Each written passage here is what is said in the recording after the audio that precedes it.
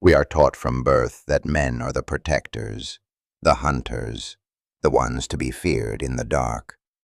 But in a quiet, unassuming apartment in 2017, the world as we know it was turned upside down. The hunter became the prey, and the protector became a prisoner of a nightmare no one believed could exist. Close your eyes and imagine the cold steel of a blade pressed against your throat, held by someone you never saw coming. Not a man in a mask, but a woman with a plan. This isn't just a crime, it's a total subversion of human nature. This is the chilling true story of Samantha Mears, a female predator who proved that evil has no gender.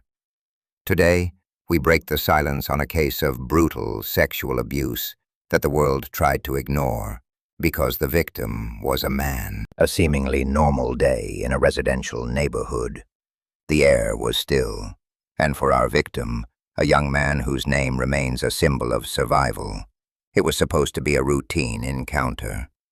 He didn't know that every step he took toward Samantha Mears' doorstep was a step deeper into a carefully constructed trap. Samantha didn't look like a monster. She didn't have the face of a kidnapper.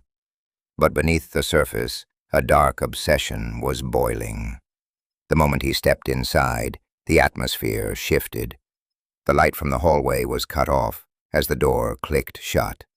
Before he could even greet her, the transition happened. The mask of a friend, a neighbor, or an acquaintance was ripped away. Suddenly, there was a knife. A long, serrated blade held with a steady, terrifying hand. "Don't move," she whispered, and in that moment, the power dynamic of the universe flipped. The victim, physically stronger but mentally paralyzed by the sheer shock of the situation, found himself looking into the eyes of a predator. She didn't just want his money. She didn't want his car. She wanted total, absolute control. He was ordered to strip. He was ordered to submit. In his mind, he thought, this can't be happening. Women don't do this.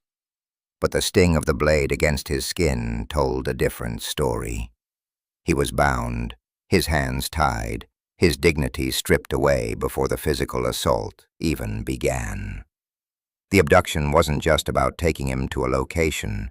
It was about taking his soul to a place of pure, unadulterated fear. Samantha Mears had begun her hunt, and her prey was now firmly in her grasp. For the next several hours, that small apartment became a torture chamber. This is where the reality of sexual abuse becomes a terrifying weapon. Samantha Mears didn't just utilize physical force. She used psychological warfare to ensure her victim stayed compliant. "Who is going to believe you?" she taunted. This is the predator's ultimate shield. She knew that society views men as unrapeable. She knew that if he fought back, he might be seen as the aggressor. She leveraged his own biology and the weight of social stigma against him. The abuse was calculated. It was rhythmic. It was tanak. She forced him into acts of sexual violence that are difficult to even describe. Each time he tried to resist, the knife returned. Each time he showed a spark of defiance, she reminded him of his helplessness. This was not about pleasure for Samantha. It was about the thrill of the violation. It was about the high of watching a man, someone society says should be in control, break down into a state of total vulnerability. The room smelled of sweat and fear. The clock on the wall ticked away the seconds of his life, but inside those four walls, time had stopped. He was subjected to repeated acts of sexual abuse, performed with a clinical coldness that would haunt him for the rest of his life. Samantha didn't just want his body. She wanted to own the very memory of who he was. Evidence from later forensic reports would show the sheer level of violence involved. Marks on his wrists from the ligatures, cuts on his torso from the blade. But the deepest scars were the ones the cameras couldn't see. He was trapped in a feedback loop of trauma. the physical pain of the abuse clashing with the mental confusion of his situation. He was a survivor of a crime that many people in the outside world still refuse to believe was possible. But even in the heart of this nightmare, a small flame of survival remained. He knew that if he didn't find a way out, he would never leave that apartment alive. Samantha Mears wasn't done with him, and the dark truth was, she was just getting started. Adrenaline is a strange thing. It can mask the most excruciating pain and turn a broken man into a desperate force of nature. After hours of systematic sexual abuse, the predator's guard finally dropped, just for a split second. That was all he needed. He didn't look back. He didn't grab his clothes. He ran into the cold night air, his body a map of the violence he had just endured. But when he reached safety, he encountered a barrier even more formidable than Samantha's knife, the wall of human skepticism. She did what? Imagine being at your lowest point, your body trembling from trauma, only to see a smirk or a look of pure confusion on the face of the person who is supposed to protect you. In the initial moments at the police station, the victim wasn't met with immediate empathy. Instead, there were questions that felt like a second interrogation. How could she overpower you? Did you really try to fight back? This is the hidden tragedy of male sexual abuse. The world is conditioned to see men as the aggressors, making it nearly impossible for them to be seen as the victims. For hours, he had to fight the urge to go quiet, to disappear back into the shadows of shame. But the physical evidence was undeniable. The marks of the ligatures, the cuts from the blade, and the haunting, hollow look in his eyes finally forced the authorities to look past their biases.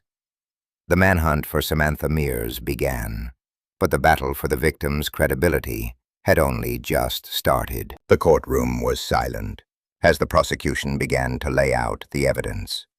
It was a trial that challenged the very foundation of the legal system's understanding of domestic and sexual violence. Samantha Mears didn't stand there like the monster the victim described. She looked ordinary. She looked small. But then the evidence spoke. Forensic experts presented the details of the apartment.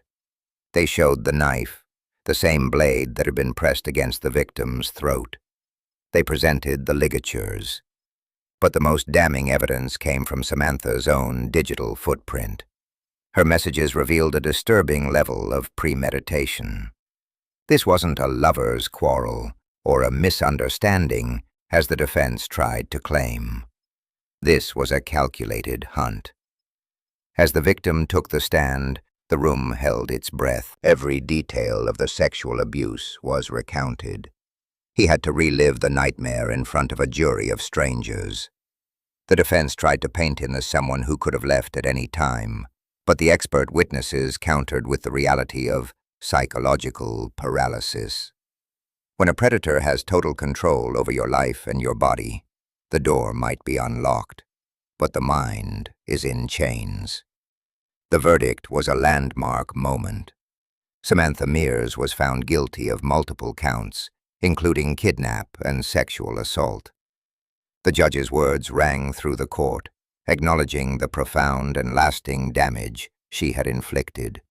She was sentenced to a life license, a rare and severe punishment for a female offender, proving that the law, when presented with undeniable truth, can recognize that evil knows no gender. The trial ended, and the cameras moved on to the next headline.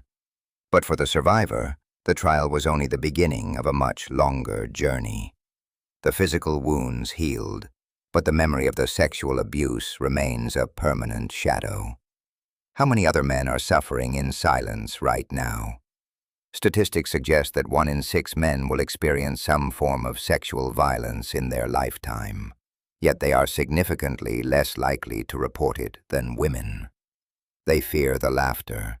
They fear the disbelief. They fear that their manhood is tied to their ability to prevent their own violation. The story of Samantha Mears and her victim is a grim reminder that we must change the way we look at predators and prey.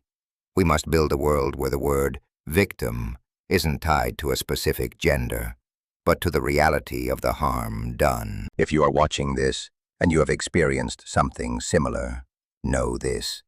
Your silence is what the predator counts on. Your shame is their greatest weapon. But there is strength in speaking out.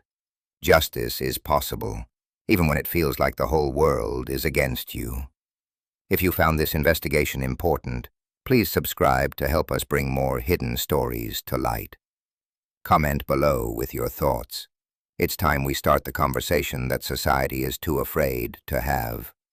Don't let the silence win.